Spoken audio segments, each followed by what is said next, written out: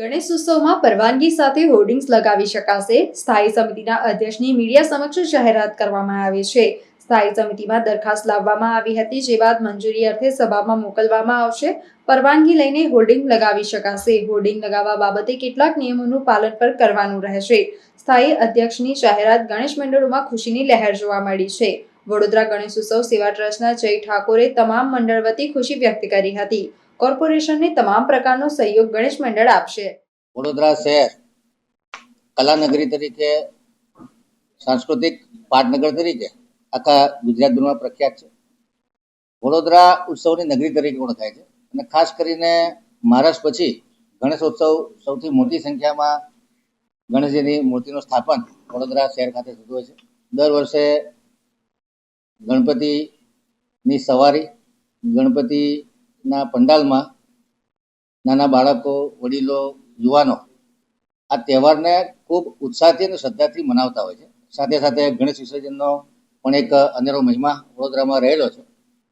ત્યારે અલગ અલગ ધાર્મિક સંગઠનો અને ગણેશ મંડળો દ્વારા કોર્પોરેશનને રજૂઆત કરવામાં આવી કે ગણપતિના મહોત્સવ દરમિયાન આ ગણપતિ મહોત્સવ માટે જે સ્પોન્સરશિપ કરવાની હોય છે એના માટે હોર્ડિંગ લગાડવાની પરમિશન આપવામાં આવે.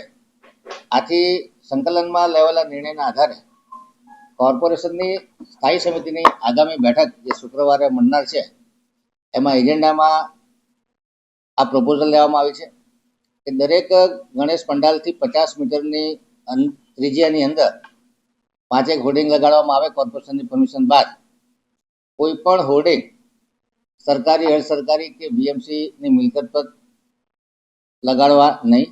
સાથે સાથે ઐતિહાસિક ઇમારત, વોટર બોડી, 4 રસ્તા અને સર્કલ પર પણ હોર્ડિંગ લગાડવા નહીં, જેથી કરીને વડોદરાની સુંદરતામાં ઘટાડો ન થાય.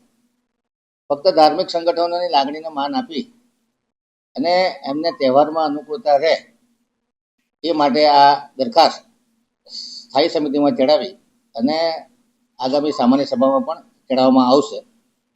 જે હોર્ડિંગ ફ્રી સિટીની દરખાસ્ત બજેટમાં સ્ટેન્ડિંગ અને સામાન્ય સભામાં મંજૂર કરી હતી, જેનાથી વડોદરા શહેર સુંદર અને સુઘડ બન્યું, જેનાથી વડોદરા શહેરના નાગરિકોની સલામતી અને સુરક્ષામાં વધારો થયો. ત્યારે આપના માધ્યમથી તમામ નાગરિકો ગણપતિ મંડળને આ ગાઈડલાઇનનું ચુસ્તપણે પાલન કરે, જેથી કરી અને વડોદરાની સુંદરતા પણ સચવાય, નાગરિકોની સલામતી સુરક્ષામાં પણ કોઈ જોખમ ઊભું ન થાય. અને સાથે સાથે જે ધાર્મિક સંગઠનો દ્વારા પોતાના ગણપતિની એડવર્ટાઇઝ કરવી હોય કે ભાઈ આ જગ્યાએ ગણપતિ પંડાલ છે અને એમને નાની મોટી સૌજન્યની એડવર્ટાઇઝ મળતી હોય એ પણ મળતી રહે, જેનાથી એમના ખર્ચમાં પણ રાહત મળે. આ પ્રમાણનો સંવેદનશીલ નિર્ણય વડોદરા સંસ્કારી નગરી માટે લેવાનું નક્કી કરવામાં આવ્યું છે. શુક્રવારે મળનારી સ્થાયી સમિતિમાં terms of reference, terms condition નક્કી કરી અને શુક્રવાર પછી આ હોર્ડિંગ લગાડવાની છૂટછાટ આપવામાં આવશે. ડિપાર્ટમેન્ટને યોગ્ય સૂચના આપવામાં આવશે કે જેનું સ્ટ્રિક્ટલી પાલન કરે. અચ્છા, વડોદરાના ગણેશ ઉત્સવમાં ઘણા બધા મોટા નેતાઓ, રાજકારણીઓ આવતા હોય છે, સીએમ પણ આવતા હોય છે, તો એની માટે એ આવતા હોય ત્યારે આ નિયમો લાગુ રહેશે? તે વખતે પણ ઘણા બધા નેતાઓ હોર્ડિંગ્સ લગાવી દેતા હોય છે, તો ત્યાં કયા નિયમો લાગશે? મેં કીધું એમ કે કોઈ શુભેચ્છાની હોર્ડિંગ લગાડવામાં નહીં આવે. જ્યારે સીએમ સાહેબ કે પીએમ સાહેબ આવતા હોય તેની એલઆઈટી દરખાસ્ત લાવી અને કમિશનર સાહેબની સત્તા આપવામાં આવે. એના નિયમો શું?